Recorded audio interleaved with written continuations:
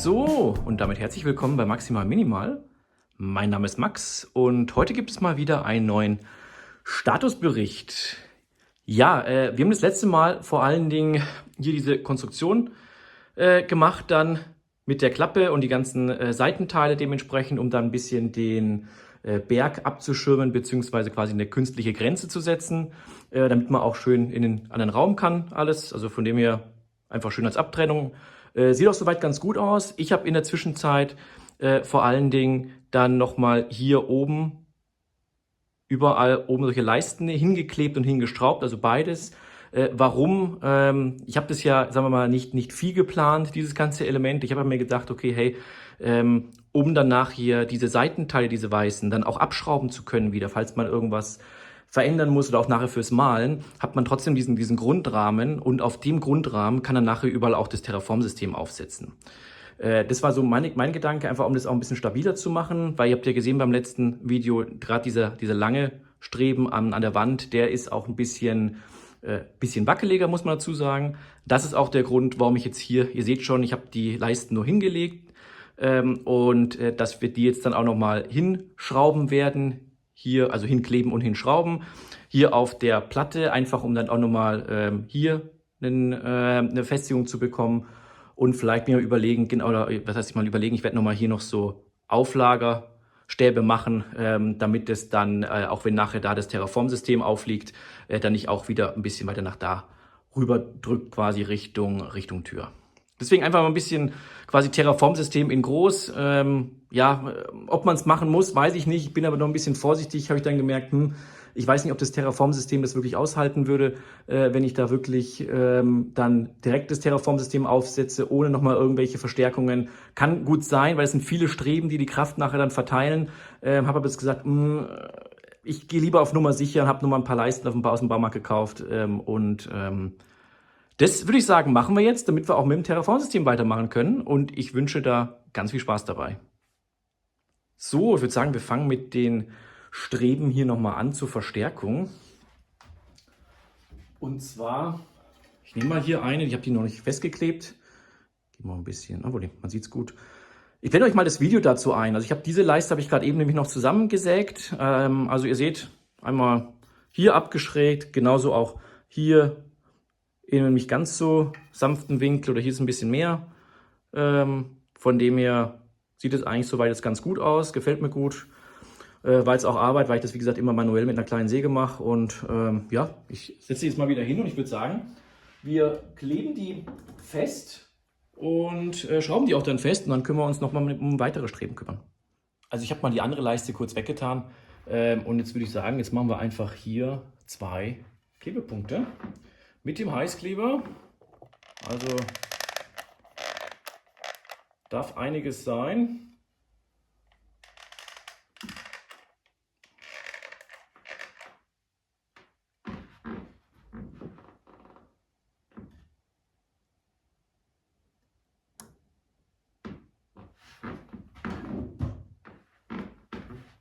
Genau, dann machen wir hier.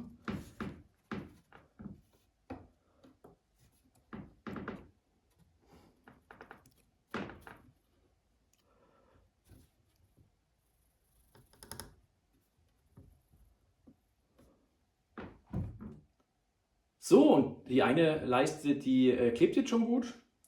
Und jetzt nehmen wir noch die zweite. Die würde dann hier so hinkommen und hier drüber. Deswegen, das passt auch gut. Ein bisschen Heißkleber auf der Platte, das machen wir mal kurz weg. So, dann klebe ich das jetzt auch noch mal kurz an. So, und das andere klebt jetzt auch fest und ich würde sagen, jetzt schrauben wir mal die beiden oberen Leisten mal fest. Mal ein bisschen höher, dass ihr es auch seht. Perfekto.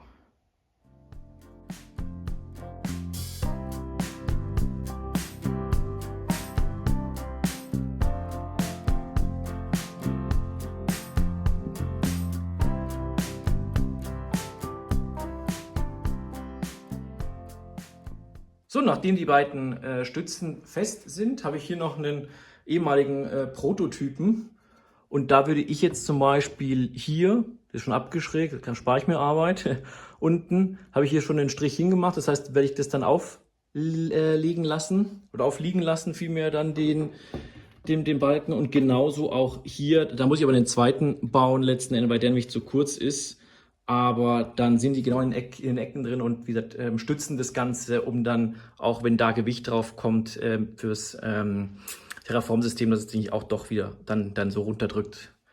Und dann sollte das, denke ich mal, stabil sein. Vielleicht machen wir noch irgendwie so eine Strebe noch irgendwo hin. Müssen wir mal schauen, um dann auch nochmal wieder Auflagepunkte fürs Terraform-System zu haben.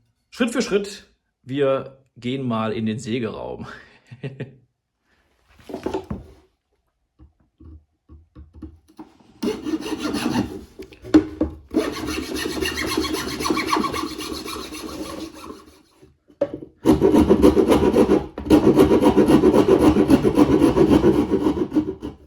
So, jetzt haben wir die beiden Stäbchen einfach mal hingestellt. Sieht doch ganz gut aus. Unten der Christbaumwagen, man sieht es dann hinten so ein bisschen, habe ich als Bemessungsgrundlage genommen, sowie auch einen Doppelstockwagen.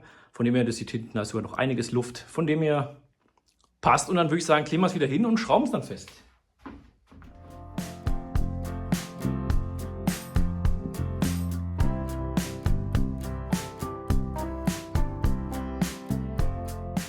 So, ich habe jetzt noch 2 Hölzchen zusammengeschnitten. Einmal hier das hier und einmal das hier, weil ich werde jetzt noch hier ein paar Streben hinkleben. Und ich würde sagen, das machen wir einfach gemeinsam jetzt.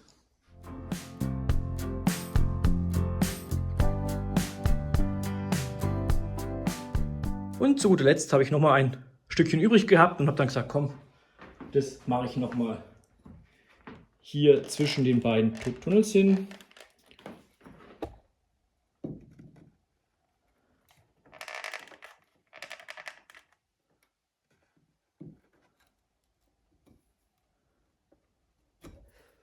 Das ist heiß. Wer hätte es gedacht? So.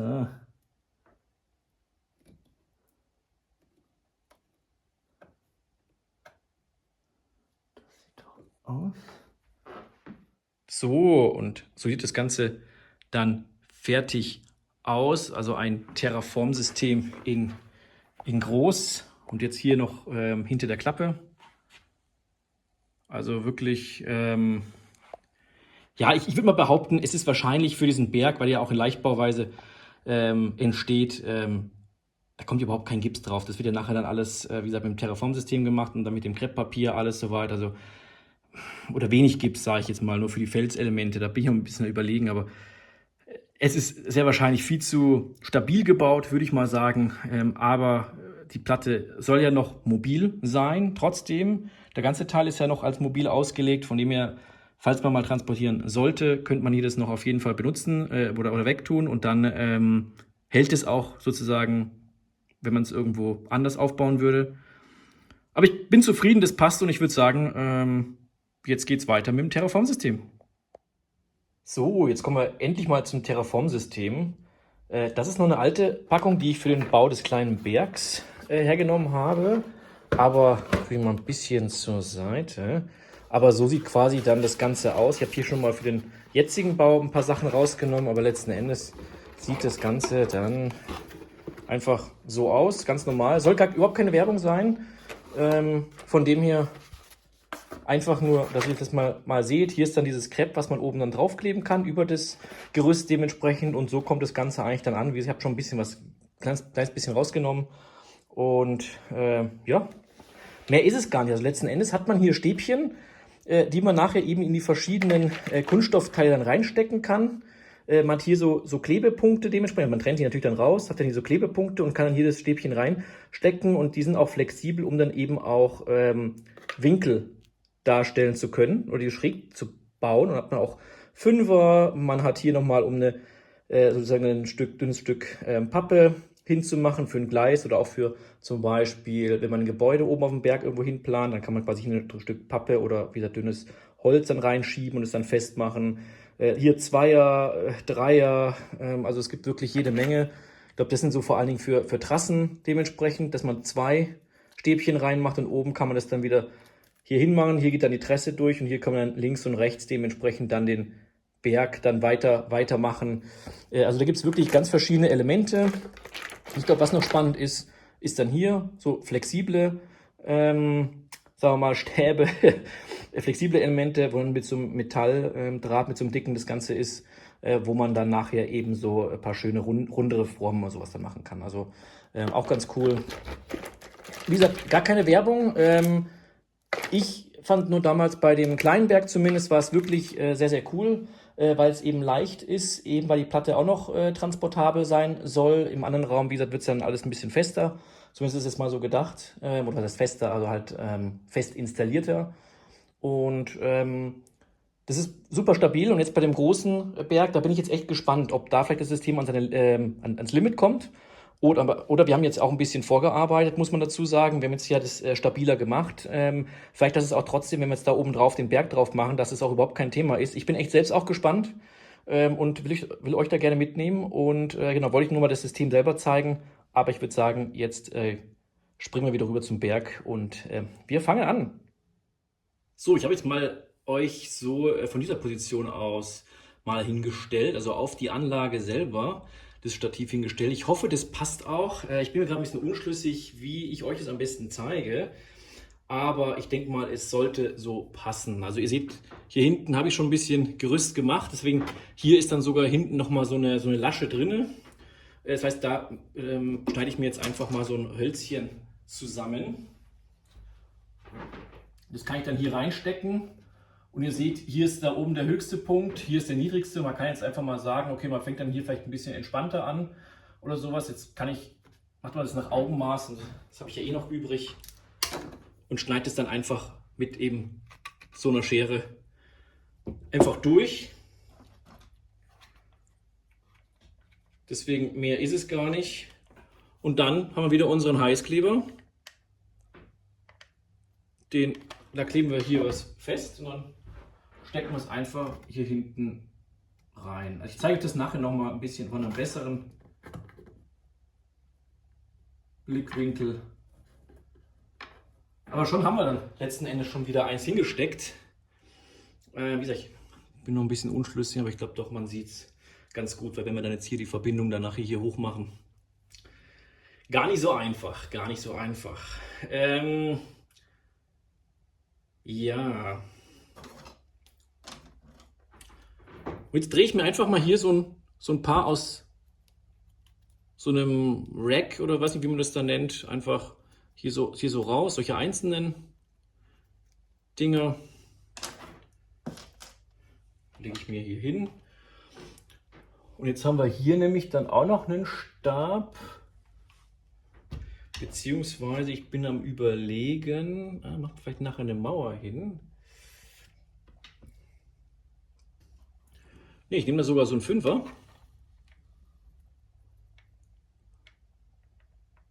Und den klebe ich mir sogar jetzt einfach mal hier unten drunter.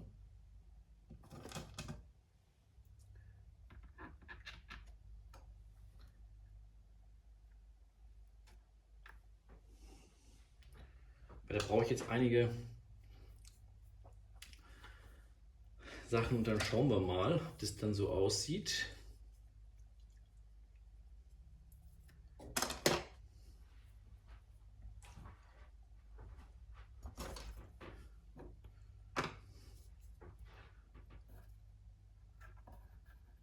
Da können wir so einen flexiblen. Das hängt nämlich jetzt alles an dem einen dran. Ich würde dann einmal eins durchstecken, wenn es dann trocken ist.